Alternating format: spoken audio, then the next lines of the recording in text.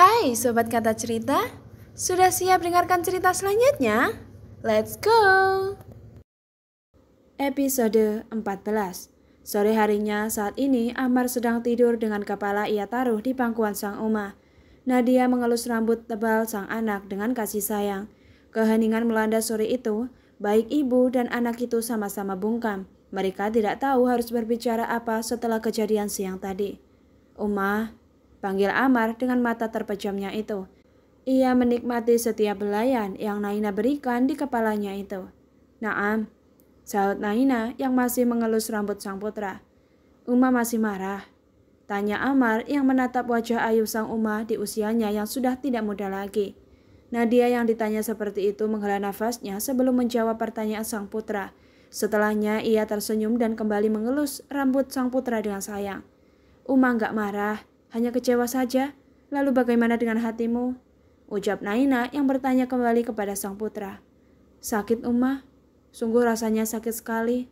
Tapi enggak apa-apa.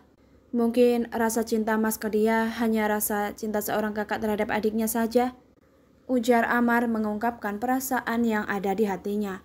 Kalau misalkan Uma jodohkan kamu mau? Tanya Naina dengan hati-hati. Jodoh?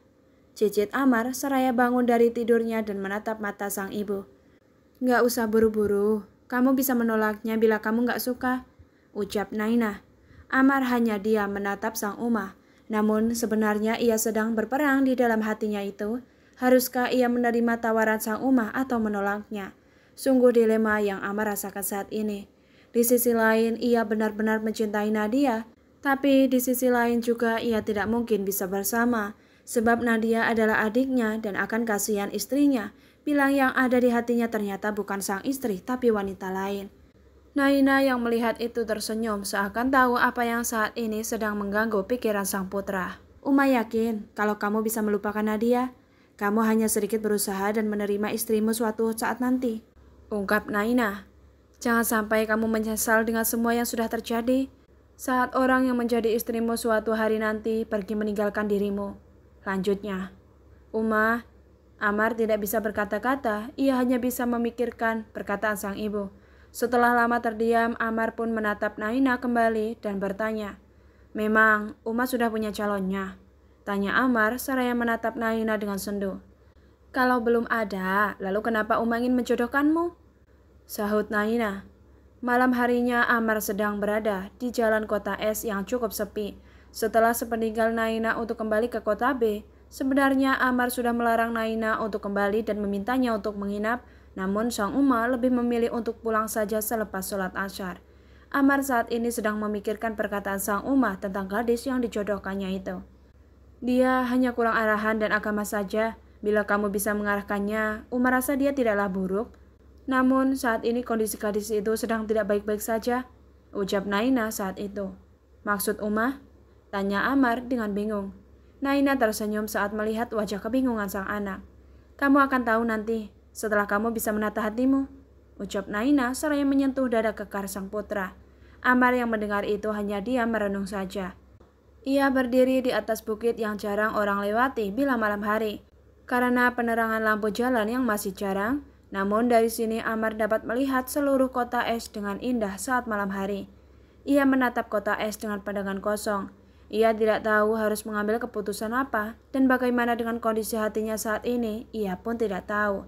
Di bukit itu Amar berteriak sekencang mungkin, guna melepaskan rasa sesak yang sejak tadi menghibit dadanya itu. Kenapa ya Allah? Kenapa? Ucap Amar seraya menjatuhkan dirinya ke atas rumput yang ada di perbukitan itu. Ia berusaha sekuat tenaga untuk tidak menangis. Beberapa saat kemudian Amar masih duduk termenung di atas bukit itu. Amar bahkan tidak menghiraukan hawa dingin yang menyerang tubuhnya itu. Hingga menjelang subuh barulah Amar beranjak dari duduknya dan pergi meninggalkan bukit itu dengan terpaksa, sebab ia harus menghadiri kelas yang ada hari ini. Paginya sekitar jam 9 Amar baru tiba di kampus tempatnya kuliah, sebab kelas Amar masuk jam 10. Ia ingin tidur sebentar saja di kelas.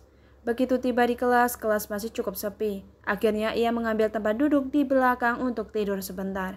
Amar tidur dengan begitu pulasnya, namun ia tidak menurunkan pendengarannya itu.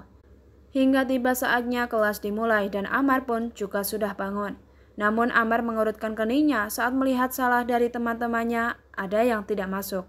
Kemana dia? Gumam Amar di dalam hatinya. Apa dia nggak masuk kelas? Tumben. Lanjutnya lagi, seraya mencari-cari keberadaan seseorang. Namun mau seberapa kuat ia mencari, tapi nyatanya orang yang Amar cari tidak ada di kelas itu. Woi bro, nyariin siapa sih? Ucap Karim. Astagfirullah, kamu datang-datang ngagetin aja. Gerutu Amar yang terkejut. Sorry, ucap Karim sambil menggaruk belakang kepalanya itu. Lagian kamu lagi nyariin siapa sih? Tuh dosen udah datang.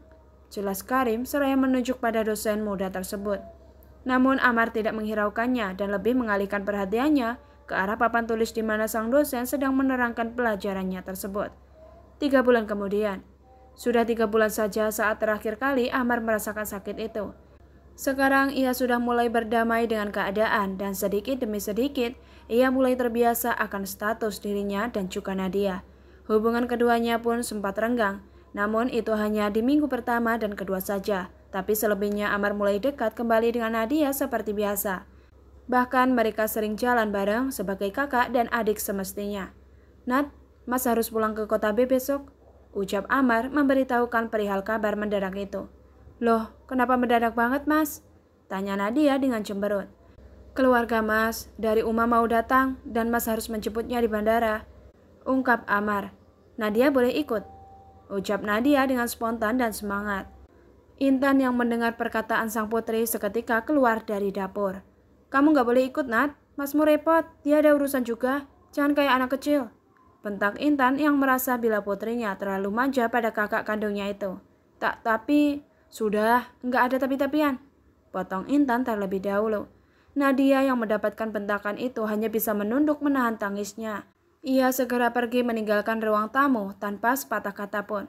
Sementara Amar hanya bisa menatap kepergian adiknya itu dengan sendu setelah ia menghampiri sang ibu tirinya berada. Kenapa bunda harus memarahinya? Tanya Amar dengan lembut. Intan yang mendengar pertanyaan itu menghela nafasnya sebelum dirinya menjawab. Dia sudah terlalu manja kepadamu nak. Bunda nggak mau dia menjadi bergantung padamu. Jelas Intan. Tapi kan dia masih terlalu kecil. Dan lagi kita baru bertemu. Jadi wajar kalau menurut Amar bila Nadia manja. Ucap Amar yang merasa wajar saja bila Nadia manja terhadapnya. Iya, Bunda tahu. Tapi kemanjaannya sudah terlalu. Lanjut di Bunda gak mau bila episode suatu 9. saat nanti kamu mendapatkan masalah dengan istrimu bila Nadia terlalu manja terhadapmu. Sahut Intan. Intan menjelaskan rasa khawatirnya terhadap anak tiri dan juga anak kandungnya itu. Amar mengerti. Sahut Amar. Ya sudah, kamu mau makan sekarang atau nanti? Bunda udah selesai masaknya nih. Ucap Intan yang mengalihkan percakapan tersebut. Kalau sekalian dibungkus boleh nggak bun? Goda Amar dengan tersenyum. Belilah, orang kamu banyak uang juga, masa minta dibungkus terus sih? Bisa rugi bunda. Sahut Intan yang membalas candaan sang putra sambung. Lagi penghematan bun, tanggal tua nih. Balas Amar. Bah, kamu nyebut tanggal tua, bunda jadi merasa tersindir nih. Jawab Intan dengan tangan yang cekatan membungkus nasi dan lauk pauknya untuk Amar. Akhirnya ibu dan anak sambung bercanda kembali. Bersambung, lanjut di episode 15.